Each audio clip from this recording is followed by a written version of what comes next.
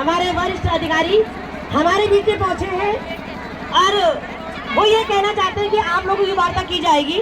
ठीक है, हमारे अधिकारियों को भी पता है कि हमारी समस्याएं क्या है, क्योंकि हर कागज उनकी टेबल से ही, उनके साइन से ही आता है, ऐसी कोई बात नहीं है।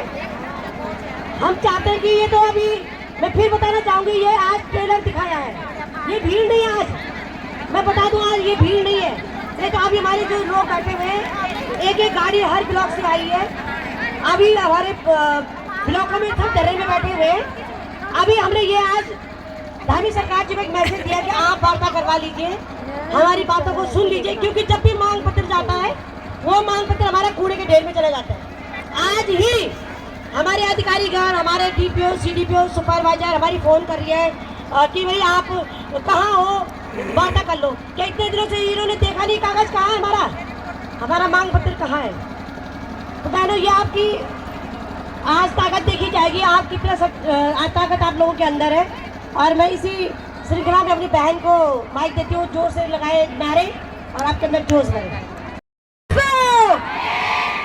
आवाज दो, आंगनबाड़ी कर्मचारी संघ, आंगनबाड़ी कर्मचारी संघ। बहनों, जो खड़ी हो रखी है वो अपनी जगह पे बैठ जाएं। हमारे साथ कुछ वृद्ध महिलाएं भी हैं, उनको भी बिठा दो। और आज हम धामी जी से मिलके जाएंगे, चाहे रात यहीं गुजारनी पड़े।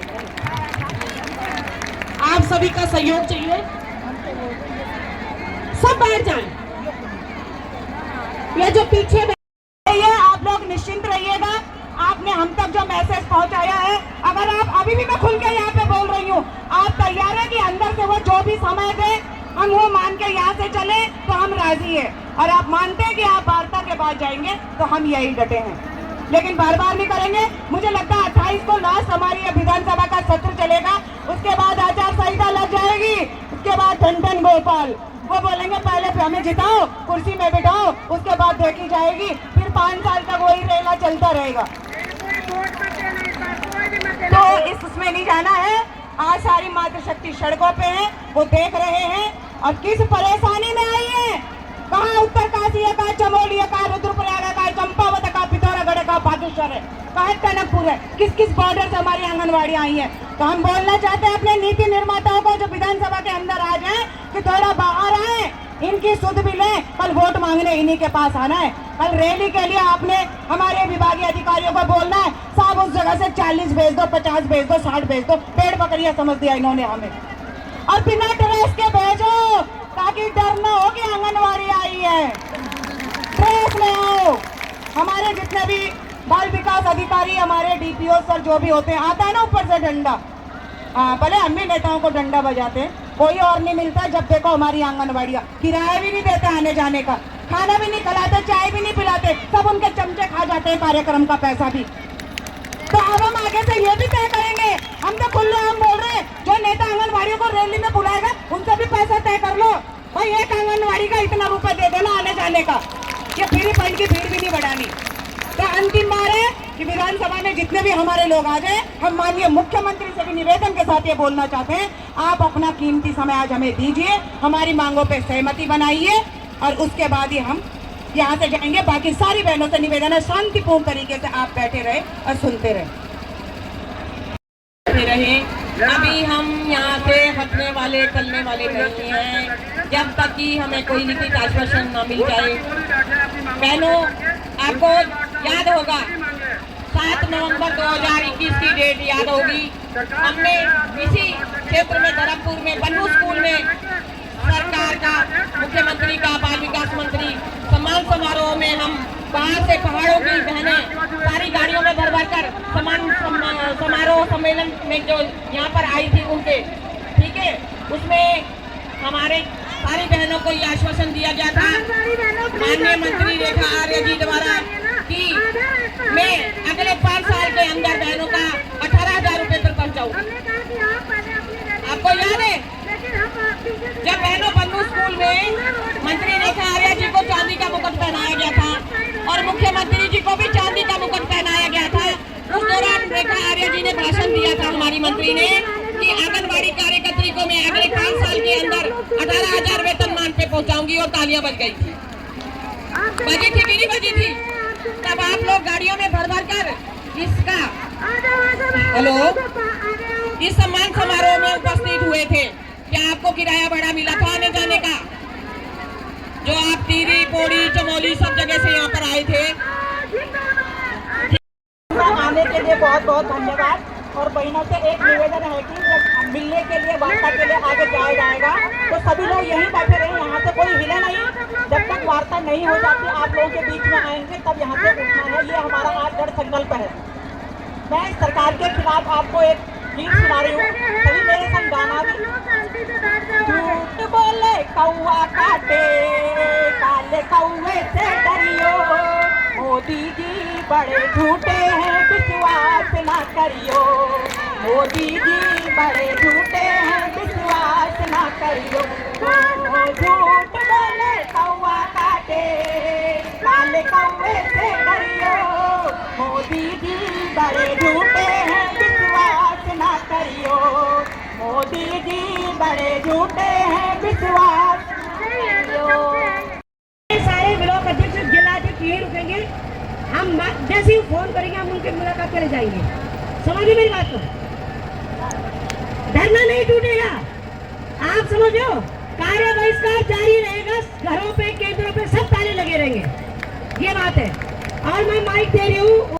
बार बार अपनी बात कहते हुए भी सरकार को हमने 19 तारीख को अपना ज्ञापन दिया था सचिव महोदय को। वो ज्ञापन लेने आए भीड़ के बीच में। जरूरी नहीं था कि इतनी लड़कियां हमारी यहाँ पर आती।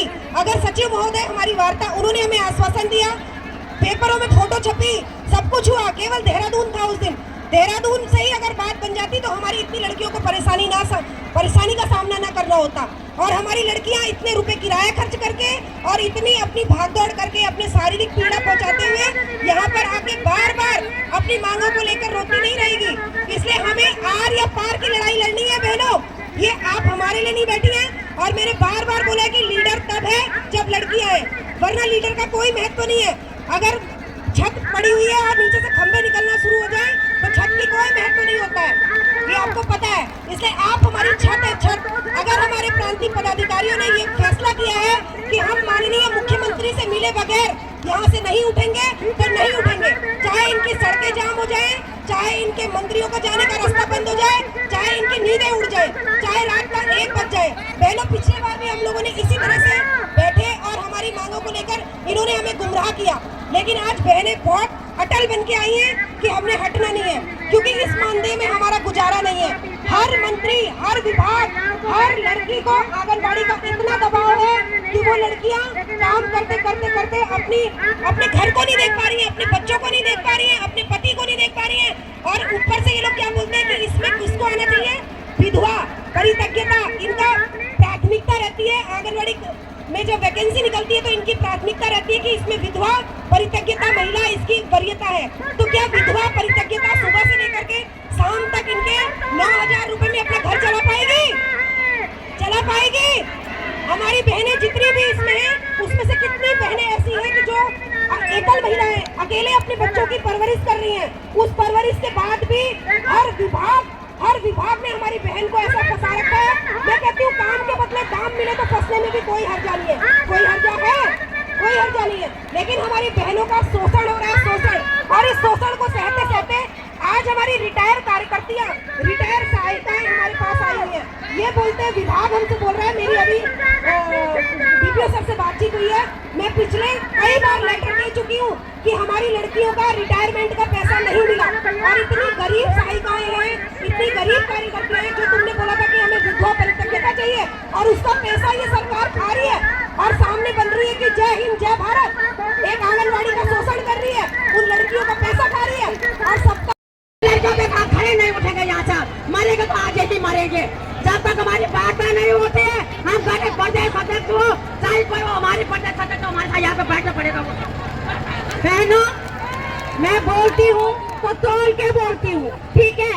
मोदी हो भाइयों और बहनों, भाई और बहनों से क्या होता है? घर भरता है, घर भरता है ना? हम लोग ठीक है, हमारे पति कमा रहे हैं, वो भी सोचो जिसके घर में कमाने वाला कोई नहीं है, इसी से ही उसका गुजारा चलता है। जनवरी का मानदेय तो इनसे दिया नहीं जा रहा, फिर कह रहे विभाग विभाग ने तो इनके पता नहीं कितनी कमेटियां बिठा दी हमारे ऊपर, कितनी कमेटियां बिठा दी।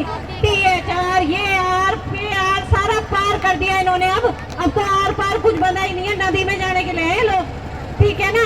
तो बहनी आज मैं एक बात बता दूं, मैं भी उत्तराखंडी छूं, ठीक है, ठीक कि नीचे, ठीक है।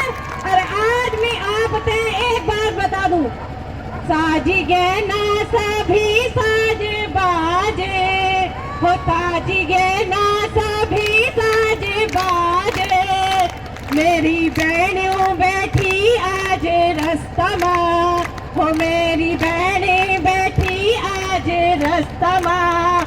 मोदी को धामी, ओ मोदी को धामी जरा इन्हें तावा, हो मोदी को धामी जरा इन्हें तावा, जरा अपनी बहनियों तक न्यूनावा, हो जरा अपनी बहनियों तक सुनावा, हो आज जम्मानी होने नाराजे, हो आज जम्मानी होने नाराजे, हो तुम्हारी बहनी बैठी है आज। आज कोई भी बहन कोई भी जाएगा ही नहीं, देख लो, बिठा लो, हमें जेल में तो ही बिठाते नहीं है, भगाते थे कभी इधर और उधर। तो बहनों कुछ नहीं होता है, ये लोग गुमराह करते हैं और हम लोग जाते हैं बस्ता टांगते हैं, फिर बैठ जाते हैं अपने धरना स्थल में। क्या करेंगे धरना स्थल में बैठ के?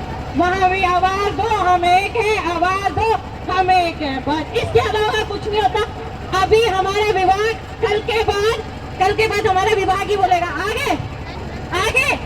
अब विभाग क्या, हमारे तो बच्चे भी खुद बोलेंगे, मम्मा आगे, पापा आगे आगे, चलो रोटी बना दो, यही काम होगा। हम लोग गर्व से कभी नहीं जाते, सर झुका के ही जाते। तो आज थोड़ा गर्व से जाएंगे, चाहे धामी को यहाँ आना होगा, आना पड़ेगा तो आना पड़ेगा। भाई इतनी दूर से बहने आ रही, चुके हो, ये तो पागल हो गए, सारा वोट बैंक बनाता है और अपना खा जाता है पैसा। तो बहनों मैं तो यही बोलती हूँ, अपना विवेक रखो, बुद्धि रखो, जिसमें बुद्धि होगी वो यहाँ बैठेगा, नहीं तो घर चले जाओ। पहाड़ों की दर्द क्यों नहीं सहन होती इनको? देखो हमारे पहाड़ों का दर्द। और हमारी बहनें आजकल उनके बच्चों के इंटर के पेपर हो रहे हैं, हाई स्कूल के पेपर हो रहे हैं, उनको हमने जबरदस्ती लाया, अपनी पीड़ा नहीं समझ रहे तुम लोग। और फिर जैसे मेरी बहन ने कहा कि घर चले गए, आ गए तुम, तो इसलिए हमने सड़क को घेरा है।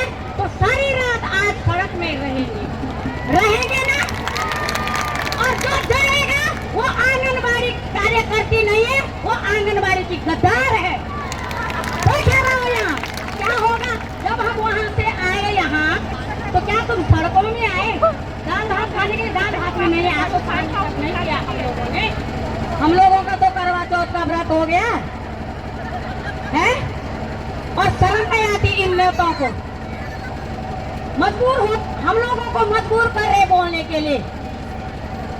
कितना परेशान होते हैं हम लोग। देखो ब्लॉकों में इकट्ठा करने के लिए कितने बहनों ने एक जी जान लगा करके बहनों को यहाँ पर लाए। ब्लॉकों में बहनें बैठी हैं, लेकिन आते यहाँ और चले गए, नारे लगाया, हो गए जी।